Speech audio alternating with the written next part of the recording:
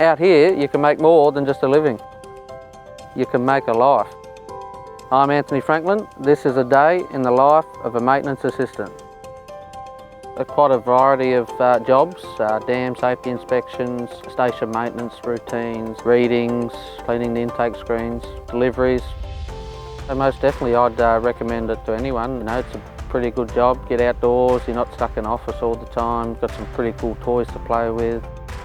Well, sometimes the drones can get where we can't. It's a lot easier, like pipeline inspections as such. The team's pretty good. They're always there to give you a hand if you need it, always checking up on you, make sure you're all right.